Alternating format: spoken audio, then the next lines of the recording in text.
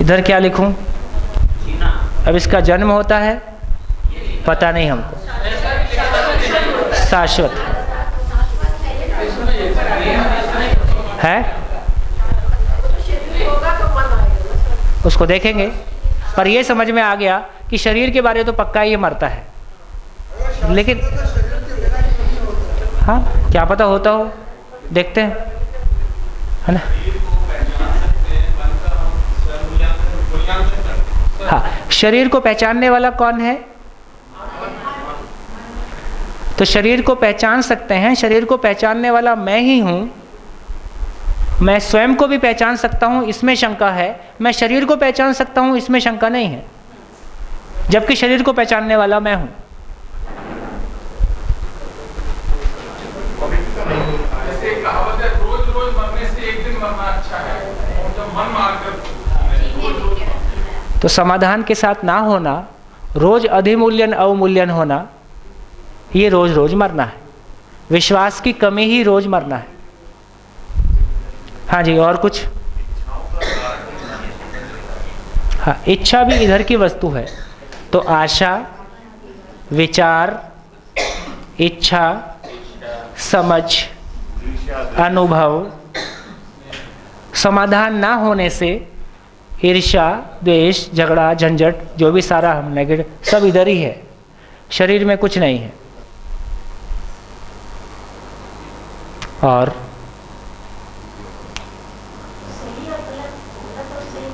सही और गलत का फैसला करने वाला यही है।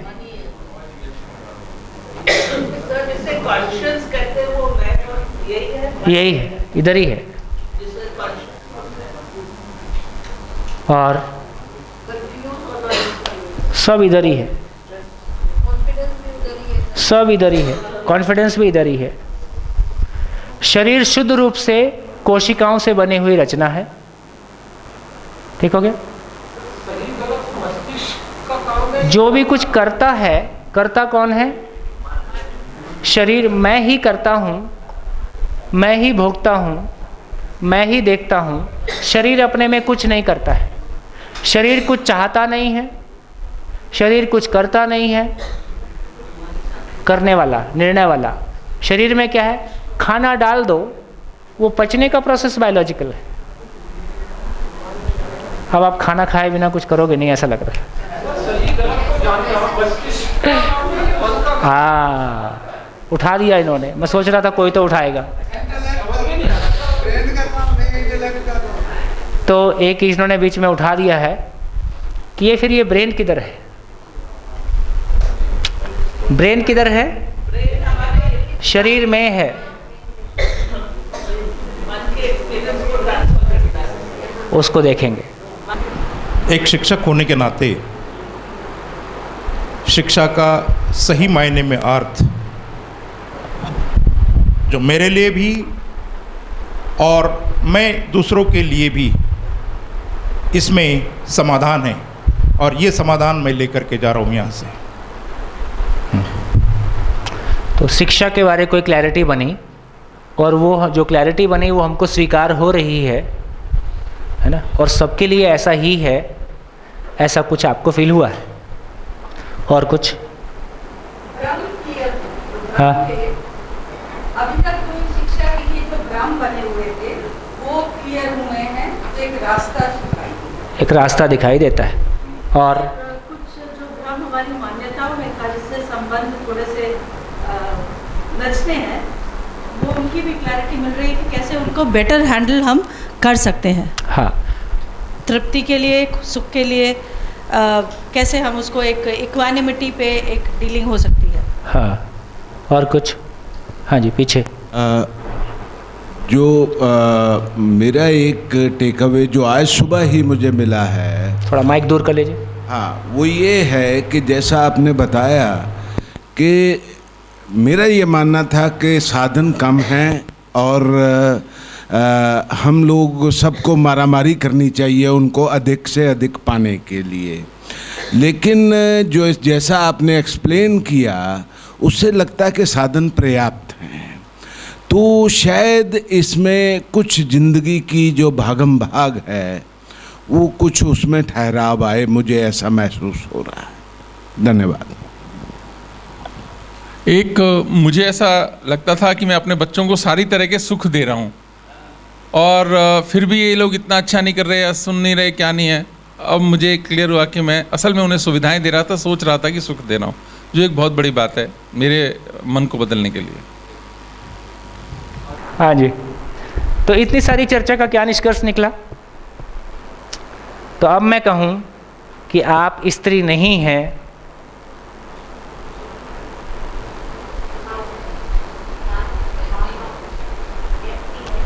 आपका शरीर स्त्री है कि आप स्त्री हैं? शरीर स्त्री है। ये मैं स्त्री है कि पुरुष है? देखिए, हम बात करते हैं कि self respect, self confidence, self assessment, ये सेल्फ पकड़ में आया नहीं। ये घुटने में है, पेट में है, छाती में है, खोपड़ी में है ना? ये सेल्फ पकड़ में आया नहीं तो कोई सेल्फ रेस्पेक्ट नहीं, कोई सेल्फ असेसमेंट नहीं, कोई सेल्फ कॉन्फिडेंस नहीं। सेल्फ पकड़ में आए तो सारी दुनिया सज जाए। मेरा होना मुझको पकड़ में आ जाए तो बाकी सारा काम हो जाएगा। मेरा होना मुझको पकड़ में आ जाए तो हम बात कर रहे हैं कि सेल्फ की बात कर रहे हैं कि सेल्फ क्या चीज़ है। तो ये जो मैं नाम की चीज़ है उसको आप मैं बोलें, सेल्फ बोलें, आई बोलें, है ना? अभी हमने उसको नया नाम दे दिया जीवन, ताकि कोई कन्फ्यूज़न ना हो, एक नया नाम दे दिया जीवन। क्या बात कह रहा था मैं? ये जीवन स्त्री है कि पुरुष है? हाँ, मैं हृदय से संबंधित है, ब्रेन से है, ये भी कन्फ्यूज़न हो गया। अब कम से कम ये तो क्लैरिटी है कि ये शरीर, ये हृदय जो है बेचारा बहुत गाली खाया है।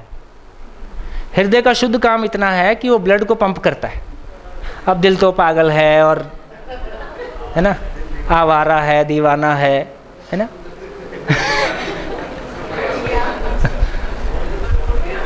टूट गया और शीशा है, फूट गया। सर, मैं इसलिए पूछना चाह रही थी। हाँ,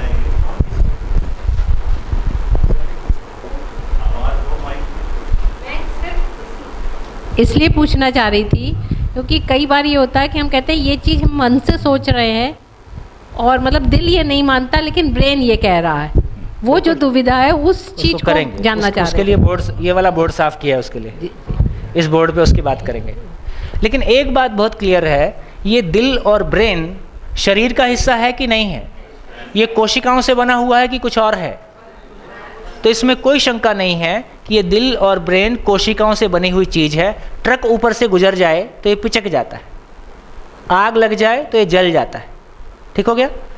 पोषण देने से स्वस्थ रहता है, भोजन ठीक मिले, हवा ठीक मिले, है ना, ये स्वस्थ रहता है। इसकी आवश्यकता भौतिक रासायनिक है, इसकी वर्किंग भी सीमित है, इसकी एक निश्चित आयु है। तो इसके सारे सिम्टम कैसे हैं? शरीर वाले हैं कि मैं वाले हैं? शरीर वाले हैं। तो एक बात हो गया, कम से कम ये मैं तो नहीं है। मैं इसके माध्यम से कोई व्यक्त होता है ना, वो व्यक्त हो रहा है, उस व्यक्त होने में ये मानव के रूप में शामिल है, लेकिन कम से कम ये शरीर का हिस्सा है, इसमें हमको कोई शंका नहीं है। जितनी हमारी इधर क्लैरिटी बन जाएगी उतना इस पार्ट पे हम कुछ कह पाने की स्थिति में आ जाएंगे। अभी मैं आपसे कह रहा था कि ये मैं स्त्री है कि पुरुष है? हो सकता है स्त्री शरीर में स्त्री मैं होता हो, पुरुष शरीर में पुरुष मैं होता हो, है? भाव है, वो स्त्री भाव भी होते होंगे, पुरुष भाव भी होते होंगे, लिंग भेद कर रहे हैं। हाँ,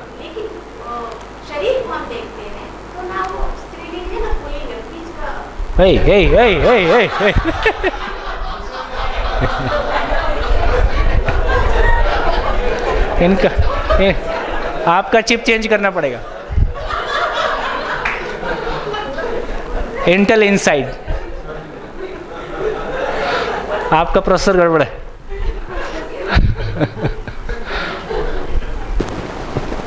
ये जो मैं है जिसकी हम बात करें, शायद ये वो है जो जिसको हम अंतरात्मा कहते हैं या अंदर की आवाज़ कहते हैं या कॉन्शियस जिसको हम इंग्लिश में, शायद ये वो है। वो तो ठीक है, वो स्त्री भी तो हो सकता है, पुरुष भी तो हो सकता है। ये तो हमें जानना है। हो सकता है स्त्रियों का कुछ डिफरेंट होता हो, पुरुष का कुछ डिफरेंट होता हो, ऐसी तो कोई संभावना नहीं है। ऐसा कभी लगा तो नहीं कि डिफरेंट होगा, किसी में एक जैसा ही होना चाहिए।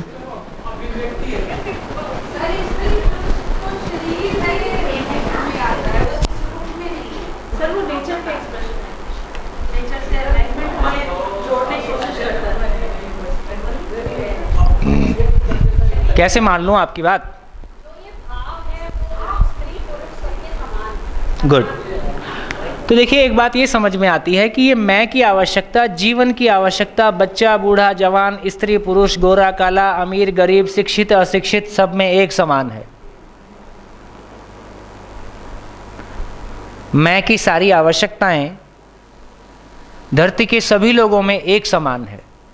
उसकी चाहत एक समान, उसकी मूल क्षमताएं एक समान, पूरा होने पे खुशी एक समान, उसमें कोई फर्क नहीं है।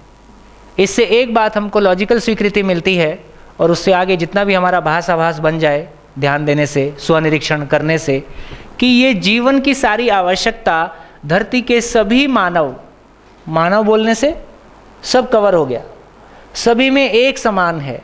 इसका मतलब ये पार्ट हम सब में एक जैसा है। हाँ, गाड़ी बदलते रहते हैं, कभी मेल गाड़ी है, कभी फीमेल गाड़ी है, अपनी आवश्यकता अनुसार, अपनी मौज अनुसार, है ना।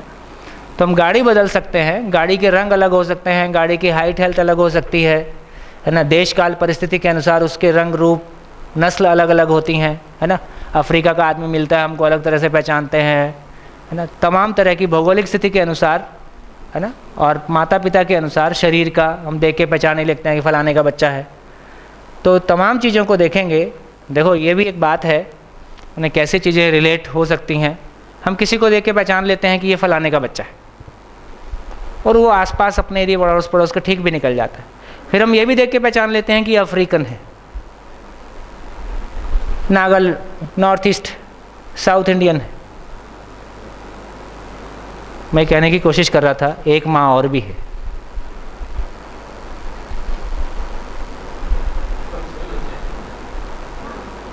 जैसे हम माँ बाप को देख के उनकी शक्ल पहचान रहे हैं, ऐसे हम किसी देश काल, किसी भौगोलिक परिस्थिति से भी उसको जोड़ रहे हैं, और वो लगभग वैसा ही होता है।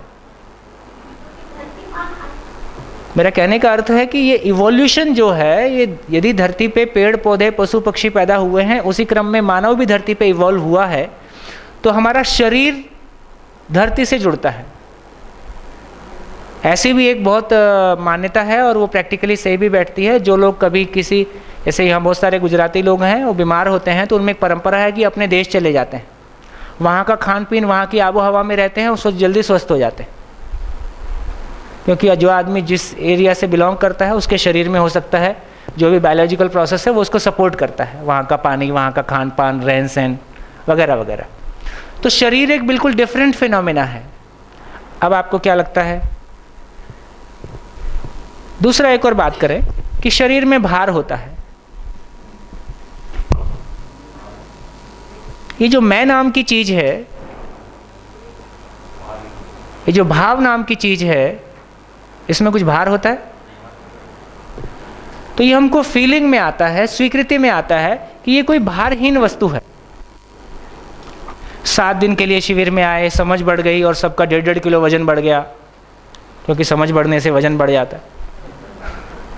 ऐसा नहीं। तो इसके कैरेक्टरिस्टिक्स एकदम अलग हैं, इसके कैरेक्टरिस्टिक्स एकदम अलग हैं। इसलिए हमको दोनों को समझने की आवश्यकता है। कोई दो चीजें हैं और साथ साथ है, दोनों को मिला के एक अभिव्यक्ति है। तो इस रूप में हम देख रहे हैं कि इधर भार है, आवश्यकता अलग है, परिवर्तनशील है। इसके बिल्कुल उल्टा इधर है। और कुछ आपको और कोई ऐसा डायमेंशन दिखाई देता हो जहां हम क्लैरिटी से और किसी अंतर को देख सकें। शरीर भोजन ग्रहण करता है ना। सूचनाओं को ग्रहण करने वाला, ज्ञान को ग्रहण करने वाला, समझ को ग्रहण करने वाला मन ही है, जीवन ही है। ये ठीक? हाँ जी सर, मेरा प्रश्न ये आपने कहा, हाँ जी, इसका आंसर आपको देना है। बोलिए। सूचनाओं को ग्रहण करने वाला मन है, तो सूचनाओं को ग्रहण करने वाला मेरे हिसाब से मस्तिष्क है। वही जब तक मस्तिष्क काम करता है विचार होते रहते हैं, अच्छे बुरे में फ़र्क होता है। किसी का अगर मस्तिष्क डेड हो जाता है तो विचार वो सोच समझ नहीं कर सकता।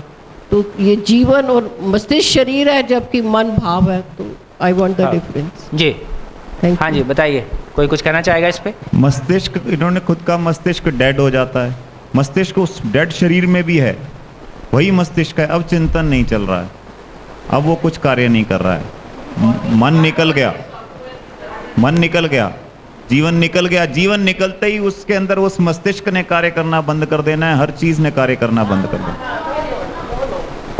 सिर्फ मस्तिष्क, मनुष्य का शरीर चल रहा है लेकिन मस्तिष्क काम करना बंद कर रहा है। कई बार जैसे कोमा में चला जाए या डिमेंशिया हो जाए, अल्जाइमर हो जाए, तो person can't behave rationally. That I wanted to ask. हाँ जी, आप कुछ कहना चाह रहे हैं? मस्तिष्क ने जैसे हमारा कान है, हम कान से सुनते नहीं है, आँख से देखते नहीं है, मस्तिष्क से हम कुछ भी नहीं करते हैं। कान केवल एक माध्यम है उन वाइब्रेशन को ऊपर ले जाने का, आँख एक माध्यम है उनको ऊपर ले जाने का, मस्तिष्क केवल उसको मतलब एक्सप्लेन करता है, करता कुछ भी नहीं। बाकी सब मन सोचता है, मस्तिष्क उसको आइडेंटिफाई करता है। बस ये बताता है कि ये चीज़ क्या है।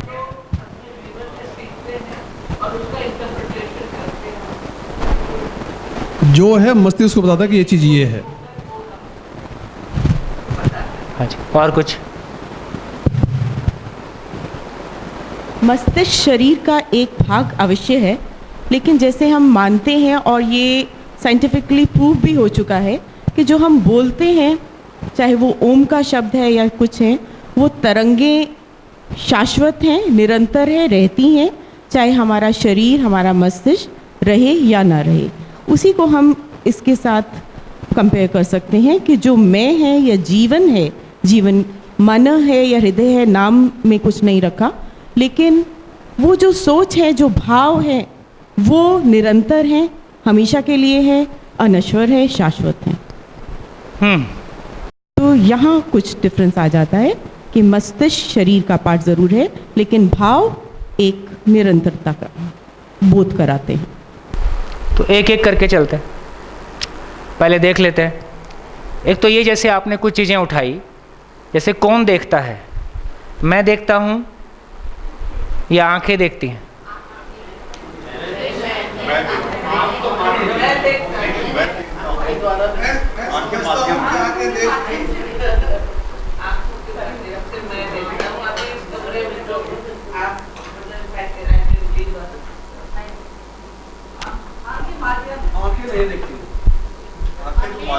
माध्यम, इसमें तो काफ़ी इजी है। माध्यम है, और जो आप फीलिंग की बात कह रहे हो, अच्छा, जिसका कोई एट्रीब्यूट्स है नहीं, सिंपल जैसे फीलिंग एनर्जी वाला। मस्तिष्क की जो भी बात आप कर रहे हैं, मस्तिष्क वो भी फिजिकल पार्ट है। तो एक कंक्लूजन ये है कि भाई सब कुछ ब्रेन में हो रहा है, दूसरी और कोई चीज़ नहीं है, ब्रेन है और ब्रेन के साथ शरीर है और सब कुछ इसी में हो रहा है। एक हमको लग रहा है कि नहीं, शरीर के अलावा कोई रियलिटी है। यदि ये सारी रियलिटी को देखें, जो कि रियलिटी हमको दिखाई दे रही है, क्या ये ब्रेन पे रख के हम इसको एक्सप्लेन कर पाएंगे? जैसे अब एक एक करके लेते हैं। विचार करने की असीम क्षमता, शरीर अपने आप में, ब्रेन मतलब सेल्स, सेल्स मतलब वही सोडियम और तमाम जो भी एटम्स, मॉलिक्यूल्स, क्या डीएनएस, जो भी कुछ होगा। यदि हम सेल्स की बात करें तो सेल का स्ट्रक्चर अपने को समझ में आता है, और सेल्स मरते हैं, हजारों सेल्स रोज मरते हैं, रोज नए बनते हैं, वो भी प्रक्रिया हमको पता है। तो सेल का एक एक्सप्रेशन ऐसा हो गया जो कि असीम विचार के रूप में, असीम विचार की ताकत के रूप में व्यक्त हो गया। इसको एक्सप्लेन कर पाएंगे कि कोई सेल में, फिर हमको ये कहना पड़ेगा कि नहीं, विचार सेल्स में पैदा हो रहे हैं, विचार है, ये तो पक्का है। और विचार करने की ताकत सीमित है कि असीमित है?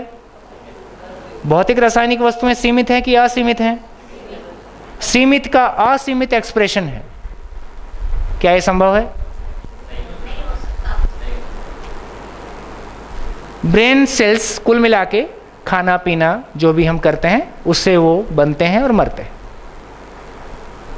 मैं ऐसा भी संकल्प लेता हूं कि पूरे शरीर, निर्णय पूर्वक मैं अपने ही शरीर को खत्म कर देता हूं। ये निर्णय किस सेल में पैदा हो गया? किसी देश या समाज के उद्धार के लिए, चाहे आप मेरे को सुसाइडल बॉम्ब बोलिए, चाहे मेरे को भगत सिंह बोलिए, नाम आप जो भी दीजिए, मैं देश या समाज के उद्धार के लिए, उसकी किसी अच्छाई के लिए या गुस्से में अपने पूरे शरीर को खत्म कर देता हूं। ये किसी सेल में ऐसा पैदा हो गया है। ये सेल का एट्रीब्यूट हो सकता है। अभी मैं दिल्ली से आया जब 14 को रायपुर ट्रेन से लौटा तो रायपुर स्टेशन पे, जस्ट स्टेशन पे ही एक आदमी पटरी, ये 2 पटरी इनके बीच में ऐसे लेटा हुआ और उसका मुंडी कटा हुआ फुटबॉल की तरह यहाँ पड़ा था, बिल्कुल जैसे बिल्कुल सेट करके रखा है। तो मैं पूछा, लोगों को मरने के आसान तरीके भी नहीं मिलते हैं? मैं ऐसा बहुत ध्यान नहीं दिया था। बोले ये रेल से कट के मरना सबसे आसान तरीका है, इसमें सबसे कम दर्द से आदमी गुजरता है ना। डॉक्टर लोग बेहतर समझ सकते हैं, है ना। 1-2 सेकंड में काम हो जाता है। बाकी कोई भी तरीका लंबे समय तक परेशान करता है या उससे अधिक समय परेशान करता है। तो आप सोचिए ये किस सेल में ये पैदा हो गया कि मैं इसको पटरी पे रख के निपटा दूं। जो जिससे बना है वो उसको निपटा लेगा। यदि मैं केवल ब्रेन हूं तो ब्रेन में स्वयं मैं खुद को निपटा लूंगा निर्णय पूर्वक। तो ये सोचने की ताकत, पूरी सृष्टि को मैं समझना चाहता हूं, उसके लिए -40 डिग्री टेम्परेचर में हिमालय में पड़ा हूं 40 साल से। ऐसे लोग हैं ना, -30-40 डिग्री सेल्सियस में वो पिछले 30-40 साल से हिमालय में पड़े हैं। क्या चीज़ के लिए? यदि मैं केवल सेल्स होता, यदि मैं केवल शरीर होता तो शरीर की आवश्यकता तो भौतिक रासायनिक ही थी। ये कौन सी आवश्यकता है जो मेरे को हिमालय में रखे हुए है? ये किस सेल में ये खुरापात पैदा हो गया है? समग्र, इट इज समथिंग, हाँ, it is something beyond body, beyond cells. कम से कम ये सारे एट्रीब्यूट हमको बताते। एक दूसरा आदमी मार खा रहा है, मेरा उससे कोई रिलेशन नहीं है भाई, और मैं उसको बचाने के लिए कूद जाता हूँ और अपनी पूरी ज़िंदगी लगा देता हूँ, जबकि उस चक्कर में मेरा घर तबाह होता है, परिवार जूझता है। ऐसे बहुत सारे लोग देश में मिलेंगे ना, ऐसे बहुत सारे लोग आपको देश में मिलेंगे जिनके घर में आर्थिक स्थितियाँ ठीक नहीं हैं और पूरी ज़िंदगी किसी देश समाज के लिए लगाए हुए हैं, घर से रोज़ गाली खाते हैं। तो कौन से सेल में ये प्रॉब्लम लोचा हो गया, केमिकल लोचा?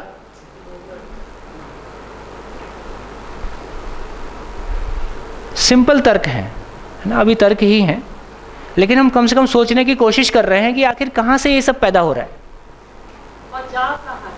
हाँ, क्योंकि जब कोई गुजर जाता है, हाँ, तब उसके बाद भी हम लोग घर में 2 दिन तक दिया जलाते हैं, तो शायद कहीं है। पूछ लेता हूँ, सभी लोगों में ये कॉमन चाहना है कि मेरे मरने के बाद मुझको याद रखा जाए। ये क्या है भाई? अरे यार, पहले से ही बच्चों में बहुत लोड है पढ़ने लिखने का, तुम्हारा नाम बुक में और ऐड हो जाएगा, तुमको और बच्चे याद रखेंगे। मरने के बाद भी लोग मुझको याद रखें। अच्छा चलो, मैं सिंपल सवाल पूछता हूँ, आप में से कितने लोग मरना चाहते हैं? मर जाओ भाई,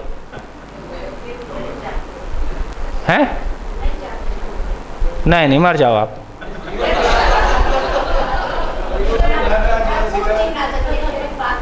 नहीं, आपके परिवार में भी लोगों को ऐसी बहुत इच्छा नहीं है, आप रहो, जाओ आप, चलो।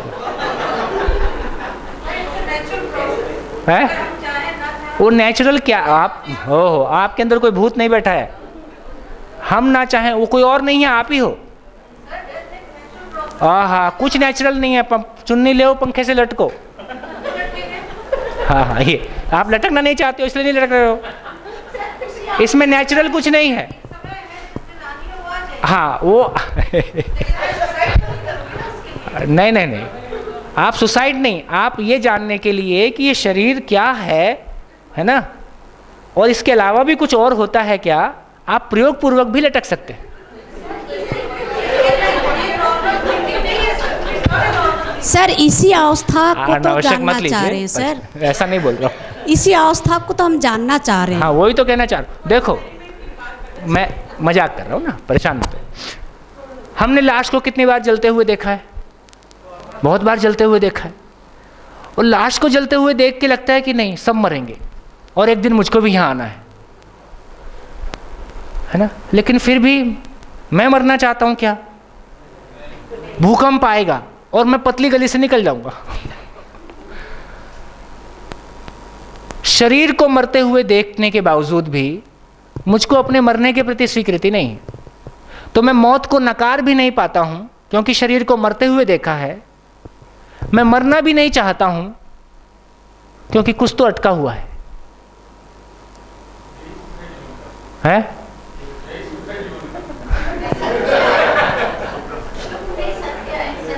यही कंफ्यूजन है, सुख नहीं है। तो मैं मरना चाहता हूं क्या? कल्पना कीजिए कि शरीर को कोई टेक्नोलॉजी ऐसी आ जाए जिसमें कि 10-20 करोड़ देने से आदमी 200 साल जी लेगा। कल को ऐसा हो सकता है कुछ निकाल दे कोई, तो कितने लोग चाहेंगे? चाहेंगे तो सभी। अब किसके पास 100-200 करोड़ नहीं होगा तो कोई क्या करेगा, लेकिन चाहेंगे तो सभी। इसका मतलब है कि आदमी का बेसिक इंस्टिंक्ट है कि बेसिक उसकी चाहत है कि वो मरना तो नहीं चाहता।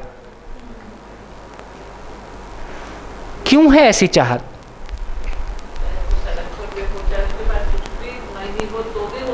मरना नहीं चाहता है ना। आदमी 10 साल से कोमा में पड़ा है, बिस्तर पे लैट्रिन पेशाब सब बिस्तर पे है, उसके बाद भी मरना तो नहीं। उसे पूछो, उसको भी आश है कि शायद मैं कल ठीक हो जाऊंगा, जबकि वो किसी काम का नहीं है। ऐसे बहुत लोग मिलेंगे जिनके परिवार में उनकी सारी जिम्मेदारियां पूरी की पूरी खत्म हो गई हैं, अब कोई काम ही नहीं बचा है। अब पूछो क्यों जिंदा हो, है ना? तो वो तो जीना चाहता है, अब शरीर की हालत जो भी हो गई हो। इसका मतलब मरने के बाद भी लोग मुझको याद रखें, मैं मरना नहीं चाहता हूं, मैं शरीर से बियॉन्ड। आज हम लोगों को खाने पीने की दिक्कत नहीं है, फिर भी इतनी सारी बात क्यों कर रहे हैं भाई? यदि मैं केवल ब्रेन होता, यदि मैं केवल शरीर होता, तो शरीर की आवश्यकता पूर्ति होने से मामला बन जाता। लेकिन मैं तो संपूर्ण को समझना चाहता हूं, मैं तो सबके साथ न्याय होते हुए देखना चाहता हूं, है ना। मैं तो किसी सुख की तलाश में, किसी निरंतर सुख, ये निरंतर सुख का एट्रीब्यूट किस सेल में पैदा हो गया?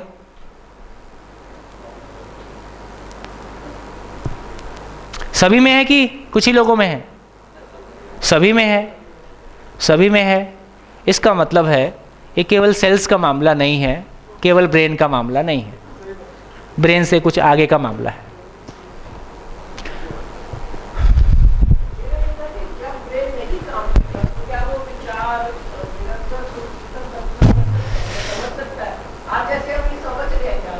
हाँ हाँ, उसको समझते हैं, वो ठीक है, ये आपका बिल्कुल कहना ठीक है। तो देखिए एक चीज़ तो ये हो गया कि देखिए ये जैसे शरीर हो गया, ये ब्रेन हो गया और ये शरीर हो गया।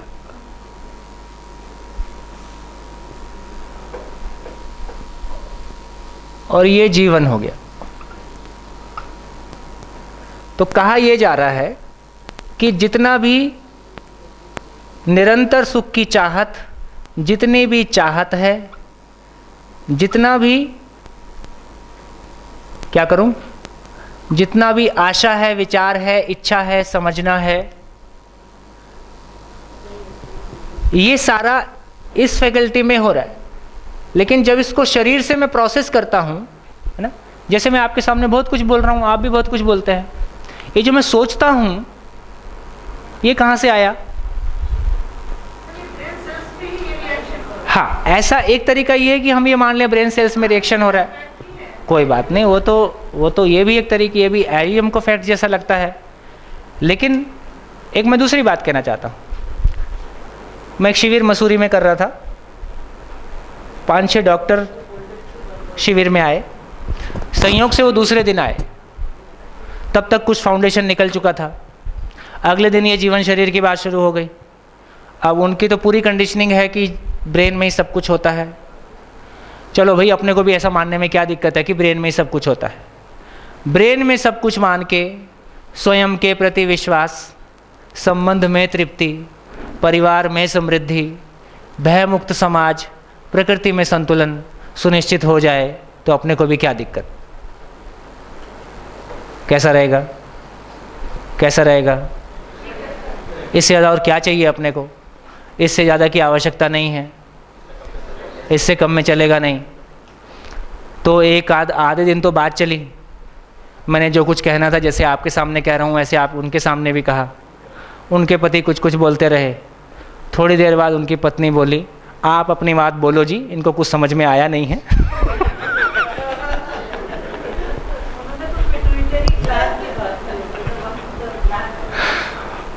तो इसका ये मतलब हुआ, हम मान लें कुछ भी, वो तो हमारी मौज है।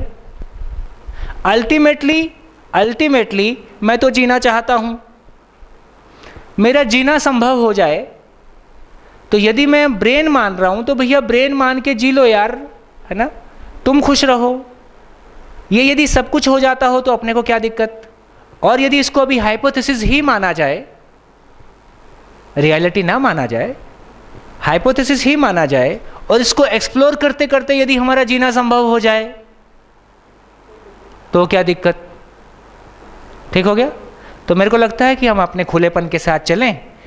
अच्छी बात यह है कि सच्चाई अपने आप में निश्चित है, रियलिटी अपने आप में निश्चित है, और मेरे या आपके बोलने से या ना बोलने से, मानने से या ना मानने से उधर कोई प्रभाव पड़ने वाला नहीं है। घटना घट ही रही है कि मानव है ही। अब समझना तो हमारा आपका इंटरप्रिटेशन है। समझने के रूप में, चाहने के रूप में, चाहत के रूप में धरती के सभी मानव की चाहत सफल हो जाए तो अपना काम पूरा हो जाए। ऐसा समझने से ये चाहत पूरी होती हुई दिखाई दे रही है, आप भी देख लीजिए। यदि चाहत पूरी होती हुई दिखाई दे रही है तो इसको आगे लेके चलेंगे।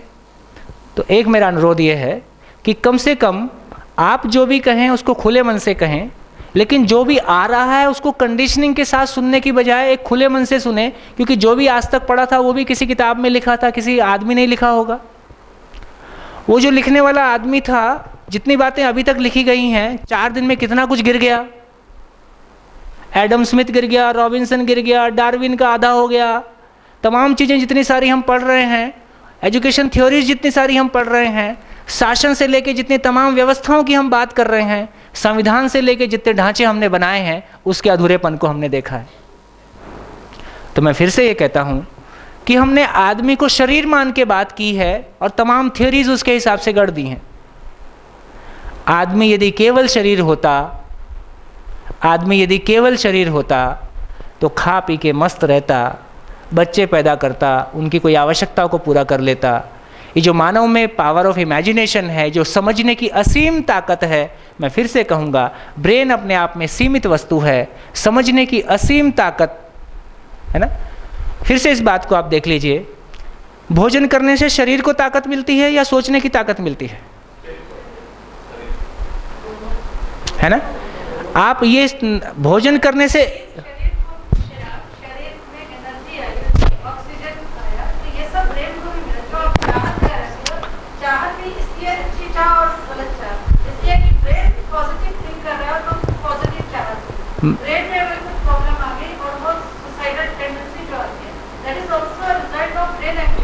वो ठीक है मैडम, जो जितने भी ये डिप्रेसिव और जितने भी ये क्या बोलते हैं उसको, सुसाइडल और साइकोस, ये जो डिसऑर्डर्स जितने भी हैं, जब आप किसी डॉक्टर से बात करेंगे तो वो ये कहता है कि कोई केमिकल लोचा हो जाता है कुछ। मैं भी थोड़ी बात करता हूँ कभी कभी। तो कुछ केमिकल चेंज हो जाता है, ठीक हो गया। अब अगला क्वेश्चन ये कर दो कि ये केमिकल चेंज कैसे हो गया। बोले इसकी बात मत करो, ये कुछ होता है इतना हमको पता है, कैसे होता है इसका हमको नहीं पता है, ठीक है। एक ही परिवार में पैदा होने वाले लोग, एक ही परिवार में पैदा होने वाले दो लोग, एक ही भोजन, एक ही वातावरण, एक ही परंपरा, एक ही प्रकार के टीचर, और उनका सोचने का तरीका एकदम 36 हो सकता है, एकदम 36 हो सकता है। माँ बाप वही, टीचर वही, क्लास वही, मोहल्ला वही, दोस्त वही, खान पान वही, उसके बावजूद उनका बिल्कुल 36 हो सकता है।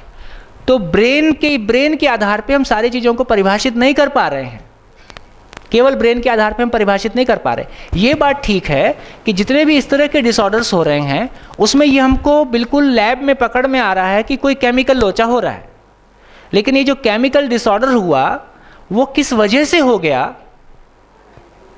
आपको याद होगा पुरानी फिल्मों में पागलों को इलेक्ट्रिक शॉक देते थे, आजकल अब नहीं देते। अब क्या बोलते हैं, उसको अपनापन दो, उसको प्यार दो। ये अपनापन प्यार कौन सी कोशिका को चाहिए? अपनापन और प्यार ये किस कोशिका की दवाई है? किसी पॉइंट पे डॉक्टर बोल देता है अब दुआ से ठीक होगा, दवाई तो काम नहीं करेगी। और जब डॉक्टर लिखते हैं ना तो वही RX लिखते हैं, मेरे को पता नहीं था ये क्या होता है RX, क्या होता है? ये हमारी एक बहन डॉक्टर है। हाँ, ये गॉड का एक सिंपल है। ये गॉड कौन सी कोशिका में होता है?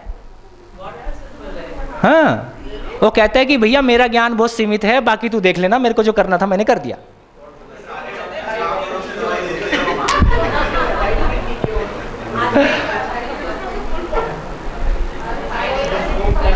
है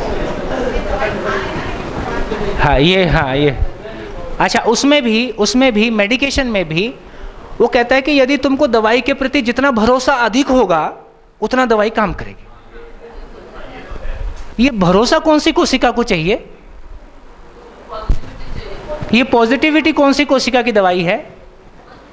इसका मतलब है कि पॉजिटिविटी से जो केमिकल का रिलेशन है, ये पॉजिटिविटी कहाँ पे है? तो पॉजिटिविटी किसी जगह में है तो दुनिया भर की सारी कंडीशनिंग, क्या कंडीशनिंग? इसका मतलब कुछ सेल्स हिंदू हैं, कुछ सेल्स मुस्लिम हैं, और क्या? अरे जब ब्रेन में सब कुछ है और ब्रेन ही सब कुछ है तो कुछ सेल्स हिंदू हैं, कुछ सेल्स मुस्लिम हैं। ये जो कंडीशनिंग है ये सेल्स में रहता है, और मैं उसके सेल्स में ये भी कंडीशनिंग डाल सकता हूं कि बस तुम इसका कत्ल कर दो बाकी सब ठीक हो जाएगा। हम डाल देते हैं और आदमी करता है, डाल देते हैं और आदमी करता है।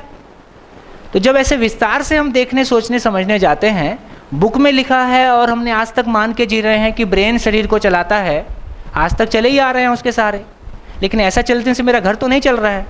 ऐसा चल के एक डॉक्टर की, चाहे मैं खुद ही एक डॉक्टर हूँ, लेकिन स्वयं के प्रति विश्वास, संबंध में तृप्ति, है ना, ये जो जीने वाला पार्ट है वो भी जिंदा रहने वाले पार्ट तक सीमित है, जीने वाला पार्ट तो बिल्कुल मिसिंग है। इसका मतलब है कि हमको पुनः सोचने की आवश्यकता है। सर ये ब्रेन जो है हमारा सिंपल वर्क करता है, कोई भी स्टिमुलस होता है उसका रेस्पॉन्स देता है। स्टिमुलस भी एडिक्वेट स्टिमुलस, इम्पल्स चलता है, स्टिमुलस के बाद ब्रेन उसका रेस्पॉन्स देता है। ये तो एक मेन एक्टिविटी हो ब्रेन की हो गई, लेकिन बहुत सारी एक्टिविटी ऐसी है जो हमें मालूम ही नहीं होती हैं और उनका भी पता भी नहीं है। पूरी फिजियोलॉजी ब्रेन की अभी तक मालूम भी नहीं है। मेमोरी है हमारी, हम सब बात कर रहे हैं यहाँ पे, हमारे अंदर मेमोरी है। मेमोरी ब्रेन के किस पार्ट में स्टोर होती है स्टिल अननोन। और बाकी जो ये एक्टिविटी, ये केमिकल लोचा जो है ये हार्मोनल है। हाँ, ये फीडबैक मैकेनिज्म है, ऑटोमेटिक सीक्रेट होता है, जितनी रिक्वायरमेंट होती है वो ये हार्मोन निकलता है। क्यों निकलता है वो भी पता नहीं है। बॉडी अपने आप इसको डिफाइन करती है, अपने आप स्पेसिफिक हार्मोन निकलेगा, कितना निकलेगा वो बॉडी अपने आप डिसाइड करती है, ऑटोमेटिक करती है, वो सब मालूम नहीं है कैसे करती है। देखिए हम तो शिविरों में देखते हैं कितने सारे डिप्रेशन के केसेस, कितने सारे बिल्कुल खुरापाती लोग ना, वो सुन के ठीक हो जाते हैं, है ना, बिल्कुल मेनिया टाइप केस भी, है ना। इसका ये मतलब हुआ कि यदि मामला केवल कोशिका में होता, क्या कर रहे हैं हम, पागल को क्या बोल रहे हैं, अपनापन दो और मेडिकेशन दो। मेडिकेशन ब्रेन को सेल्स में काम करेगा, सेल्स को हार्मोनाइज होने में, स्मूथ होने में काम करेगा, अपनापन उसके मैं को ठीक करेगा, और मैं के ठीक होने का प्रभाव ब्रेन पे पड़ेगा। मैं के ठीक होने का प्रभाव ब्रेन पे पड़ेगा तो ब्रेन को और नॉर्मल होने में जल्दी मदद मिलेगी। कुछ भी मानने की ज़रूरत नहीं है, अपन एक्सप्लोर करें। अच्छी बात यह है कि हम एक्सप्लोर करें, अपनी जिम्मेदारी पे खोजें। भाई किसी ने कह दिया तो भी उसके कहने से भी अपना तो नहीं हो जाता ना। पहले कुछ और मानते थे, अब कुछ और मानने लगे। पहले आत्मा बोलते थे, अब जीवन बोल दिया, क्या फ़र्क पड़ गया? हमारे यहाँ कितनी बड़ी पॉपुलेशन होगी जो आत्मा की बात नहीं करती है? सभी आत्मा की बात करते हैं। किसी के घर में जाके आत्मा का प्रकाश दिखाई देता है? लड़ रहे हुए तमाम अपनों से दुख पाया है। तो किसी शब्द का नाम लेने से, किसी चीज को मान लेने से उसका प्रकाश तो हमारी जिंदगी में नहीं आया। हाँ, प्रकाश आ जाए तो क्या बुरा? हम कहते हैं भैया आत्मा कोई बड़ी चीज होगी तो आ जाए तो मान लें। ऐसे चल रहा है, यदि किसी पेशेंट को शुगर हो जाती है तो उसको इंसुलिन का इंजेक्शन देते हैं ताकि उसकी वो डिफॉर्मिटी दुरुस्त हो जाए। यहाँ पर आप जो बात कर रहे हैं ये बिल्कुल सही, लॉजिकल, धार्मिक और जो भी कहेंगे रैशनल सब कुछ अप्लाई कर रहा है, फिर भी इसका वो सोल्यूशन नहीं निकल पा रहा। हाँ, वो तो आगे निकलेगा ना। तो बेस बना रहा हूँ। सोल्यूशन तो है, आपको किस बात? ये बताइए, ये जो आप बना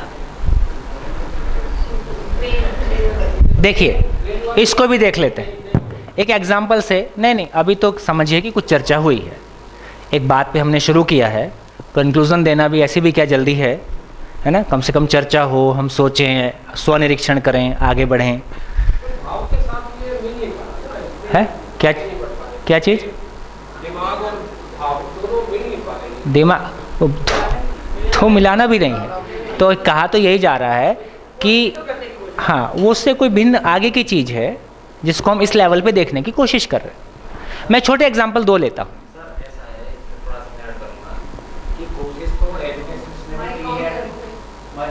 कोशिश तो एजुकेशन ने भी की है टाइम टू टाइम टच करने की, लेकिन वो क्लैरिफाई नहीं कर पाए।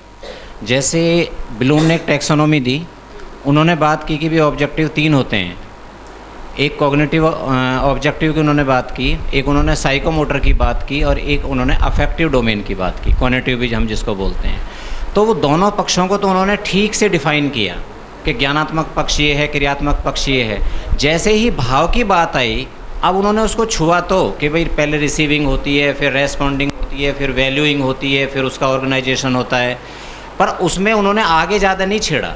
कुछ कहीं ना कहीं एक दिमाग में तो था कि ऐसा कुछ होता है, पर उनको मिला नहीं कि इसको एक्सप्लेन कैसे किया जाए। मैं 2 छोटे एग्जाम्पल ले रहा हूँ। एक एग्जाम्पल लें कि मच्छर काटा,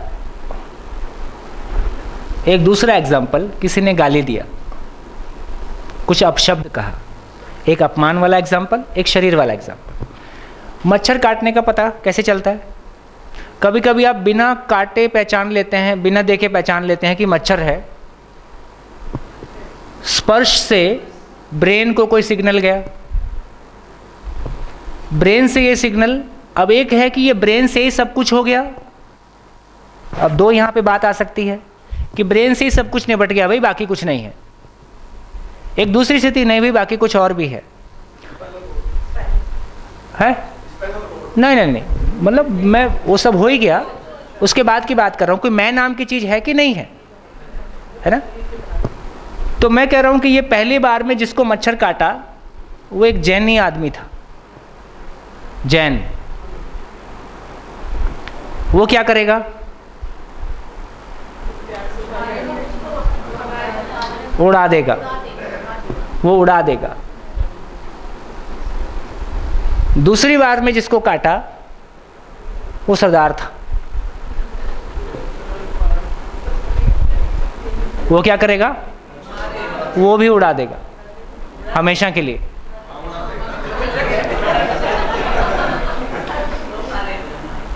तो मैं सिर्फ ये कहना चाहता हूं कि एक मच्छर काटने जैसी छोटी सी घटना में भी हमारा बिलीफ सिस्टम पूरा का पूरा काम करता है। ये जो बिलीफ सिस्टम है, ये जो समझ है है ना, इसको पूरी की पूरी को आप ब्रेन में जस्टिफाई कर पाएं, ये आप नहीं कर सकते। तो ब्रेन से मच्छर अगर काटता है कभी मालूम नहीं होता है, अगर मच्छर बस एडिक्वेट स्टिमुलस नहीं होगा तो ब्रेन में मालूम नहीं होगा कैसे काटता है ना। हाँ, और एक ही आदमी अलग अलग मान्यता के साथ, मैं ही एक व्यक्ति हूं जो किसी समय में मान लीजिए मारने में विश्वास रखता हूं, और मैं फिर किसी महात्मा जी के संपर्क में आ गया, उसने बता दिया भाई जीवों को बिल्कुल नहीं मारना है और ये तो एकदम गलत काम है, उसके बाद मैं उसको मारना बंद कर देता हूं। यदि ये केवल सेल्स होते तो इसका मतलब यह है कि दूसरे के बोलने से सेल्स के स्ट्रक्चर बदल रहे हैं, कुछ तो बदल गया। एक समय में एक व्यक्ति बहुत हिंसक है, वही एक समय में संत हो गया, या वो एक समय में बिल्कुल बदल जाता है।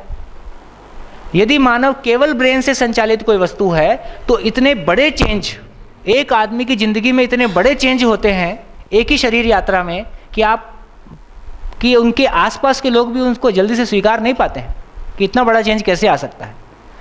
तो ये जब तमाम घटनाओं को हम देखते हैं तो हमको समझ में आता है कि केवल ब्रेन से हम चीज़ों को एक्सप्लेन नहीं कर पा रहे हैं, ब्रेन के अलावा भी कोई फिनोमेना है जिसको हमको समझने की आवश्यकता है। उस